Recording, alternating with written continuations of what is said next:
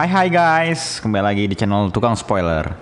Jadi kali ini aku ingin spoiler film yang baru saja aku tonton, yaitu Sleeping Beauty.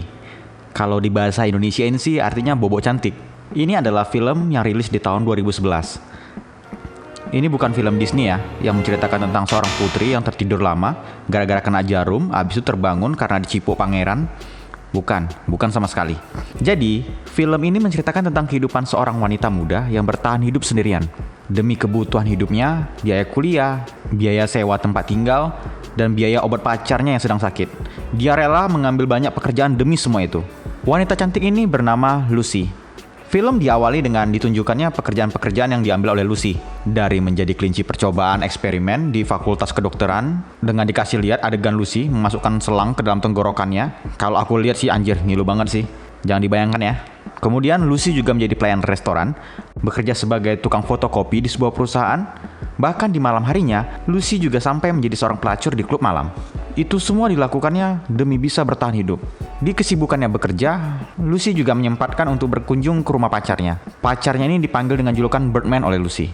Birdman, manusia burung, manusia buwung. Kita sebut aja buwung ya. Buwung apa itu, Man? Ada aja julukannya. Buwung menderita penyakit kanker stadium akhir, tapi dia tidak mau dirawat di rumah sakit dan lebih memilih melakukan pengobatan di rumah saja. Lucy rajin datang untuk menyediakan makanan dan obat untuk buwung. Nggak apa-apa lah ya, aku panggil buwung. Nama juga panggilnya Birdman, agak sulit untuk diucapkan. Dari sini saya merasa heran saja melihat Lucy, walaupun dia melakukan pekerjaan sebagai seorang pelacur, tapi masih bisa tetap setia menemani di masa-masa akhir hidup pacarnya. Setelah itu kita juga diperlihatkan permasalahan Lucy di tempat ia tinggal. Ketidakakraban dengan pemilik rumah karena Lucy sering telat membayar uang sewa rumahnya. Karena sadar masih banyak kebutuhan hidup yang harus ia bayar, akhirnya Lucy mencari lagi kerja tambahan melalui loker yang ada di koran mahasiswa di kampusnya. Dan dia pun akhirnya pergi ke tempat lowongan kerja itu. Dan kemudian diinterview oleh Clara, pemilik usaha tersebut. Saat diinterview, Clara menjelaskan mengenai pekerjaannya. Kita diberitahu bahwa ini adalah usaha penyedia jasa layanan VIP. Udah tau lah ya ini pekerjaan seperti apa, layanan VIP cuy. Clara juga bilang bahwa pekerjaan ini tidak tetap, tapi freelance gitu. Jadi setiap menyelesaikan tugasnya, Lucy akan langsung dapat bayaran. Kalau ada pekerjaan baru, ya dia bakal dihubungi. Walaupun pekerjaannya seperti itu, Clara juga memberitahukan bahwa vaginanya tidak akan dipenetrasi dan vaginanya adalah kuil. Oke, aku ulangi, vaginanya tidak akan dipenetrasi. Yang nggak tahu apa itu penetrasi, aku kasih tahu. Singkatnya, penetrasi itu bersatunya alat kelamin pria dan wanita. Nah, itu dia. Jadi udah paham kan? Jadi aku nggak perlu jelasin lebih dalam lagi kan guys. Terus si Lucy malah bilang, vaginaku itu bukanlah kuil. Ya iyalah, karena kita dari awal juga udah tahu bahwa si Lucy juga bekerja sebagai pelacur di klub malam, makanya dia bisa bilang seperti itu. Kemudian Lucy diperiksa fisiknya juga dengan cara menyuruhnya melepaskan baju. Kemudian Clara memanggil asistennya Thomas untuk mengecek tubuhnya si Lucy. Jadi tubuhnya si Lucy itu dicek apakah ada bekas tindik, tato, ataupun bekas luka pada tubuhnya. Dan akhirnya Lucy diterima di pekerjaan itu. Sebelum melakukan pekerjaan itu, Lucy diberikan fasilitas pembersihan diri seperti manicure, pedicure, dan bulu jembatnya pun juga dibersihkan. Akhirnya Lucy mendapatkan tugas pertamanya dari Clara. Jadi di tugas pertamanya ini, Lucy ditugaskan menjadi seorang pelayan dengan hanya menggunakan BH dan celana dalam saja. Awalnya Lucy terkejut gitu kan. Tapi ya sebenarnya kita juga tahu bahwa awalnya Lucy juga bekerja sebagai seorang pelacur di klub malam. Bagi dia ya tugas ini bukanlah apa-apa. Jadi di rumah ini ada sebuah acara yang dilakukan oleh sekumpulan lansia. Mereka melakukan makan malam yang dimana di sini mereka dilayani dengan pelayan-pelayan wanita yang berpakaian setengah telanjang. Dari sini kita bisa lihat perbedaan Lucy dengan yang lainnya. Yang senior-senior pakai corak hitam, sedangkan Lucy berwarna putih. Ya dari sini kita nampak bahwasanya Lucy adalah anak baru. Di bagian ini ada yang membuat saya tercengang. Saat mereka melakukan istirahat di ruang tamu, ada dua wanita lagi nungging di dekat pembakaran kayu bakar. Ini buat apa coba? Gila, anjir. Hobi kakek-kakek Sugiono ini memang gila sih menurut aku. Ada-ada aja. Usia tinggal 1 kalender aja buat yang aneh-aneh. Tapi karena bayarnya juga besar ya makanya Lucy mau melayani mereka. Selesai dari tugas itu, Lucy tidak langsung pulang ke rumahnya, tapi malah datang ke klub malam dan bekerja lagi menjadi seorang pelacur. Gila sih menurutku. Demi kebutuhan kehidupannya, dia harus melakukan semuanya itu. Keesokan paginya pulang dari klub malam, Lucy langsung ke rumahnya si Buwung, ke rumah si pacarnya. Kita diperlihatkan dengan kesedihan si Lucy yang menangis karena tahu si pacarnya ini, si Bu Wongman ini tidak akan lama lagi akan meninggal. Nggak ngerti sih bagaimana perasaannya si Lucy. Padahal si Lucy juga baru pulang dari klub malam loh. Tapi karena dia juga akan ditinggal oleh pacarnya, ya pasti sedih. Dan Lucy pun menangis. Kemudian di saat Lucy kuliah, dia dihubungi oleh Clara bahwa dia mendapatkan tugas barunya. Lucy pun kembali dijemput oleh supir dan menuju ke kediamannya si Clara. Kali ini tugasnya berbeda dari sebelumnya. Lucy diberikan ramuan teh pucuk oleh Clara, yang dimana Clara memberitahunya bahwa dia hanya akan tertidur pulas, bahkan bermimpi pun tidak. Saat dia terbangun, dia pun tidak akan tahu apa yang telah terjadi padanya. Setelah meminum ramuan teh pucuk itu, akhirnya Lucy pun bobok cantik di kamar. Dan ternyata saat si Lucy sudah tertidur pulas, datanglah Clara dan kakek Sugiono ke kamarnya. Kalau kalian masih ingat, kakek Sugiono inilah yang kemarin ada di jamuan makan malam telanjang itu. Ngapain kek? Sebelum melakukan aksinya, si kakek Sugiono ini berbacot dulu. Ngomong panjang lebar mengenai masalah pernikahan dengan istrinya yang tidak harmonis. Mau mantap-mantapan aja harus ngebacot dulu, kek. Selesai si kakek ngebacot, Clara pun memberitahukan kepadanya hanya ada satu larangan yang harus dipatuhi, yaitu tidak boleh terjadi penetrasi. Pokoknya kau nggak boleh masuk ke make-nya dia.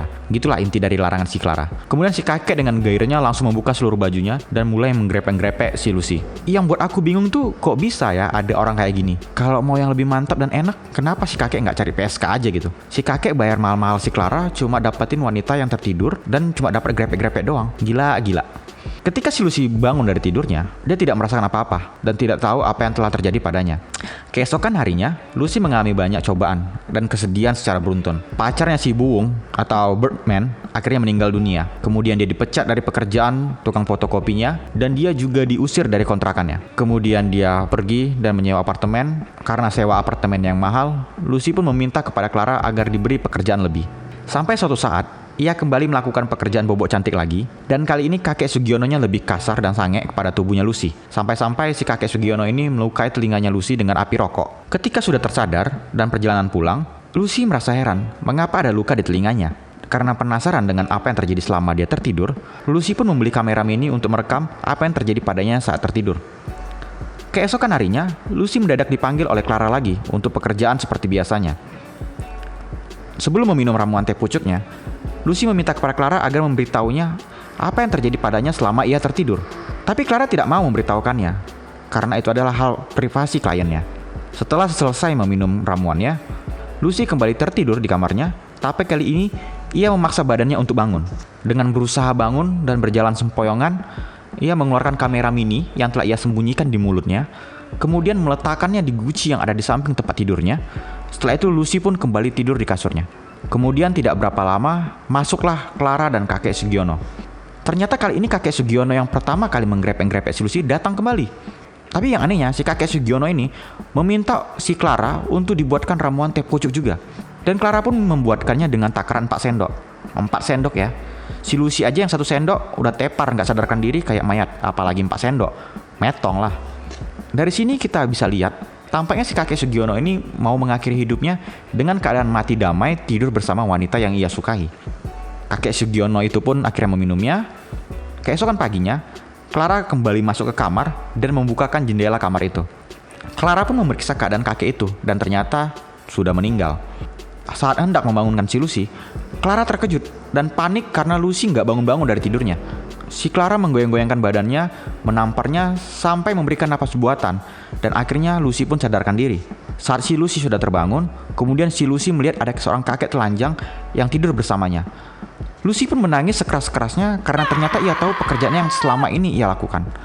Di bagian ini, saya jadi bingung, kok bisa ya si Lucy menangis? Bukannya tidur bersama pria lain itu sudah biasa baginya di klub malam? Ada yang aneh.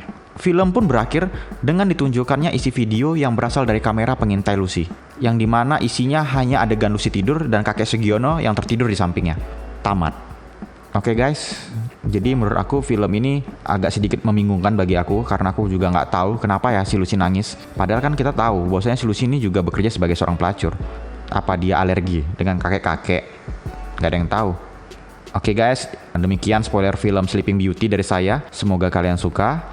Kalau ada kritikan atau masukan, bisa langsung komen aja ya guys. Terima kasih. Cheers!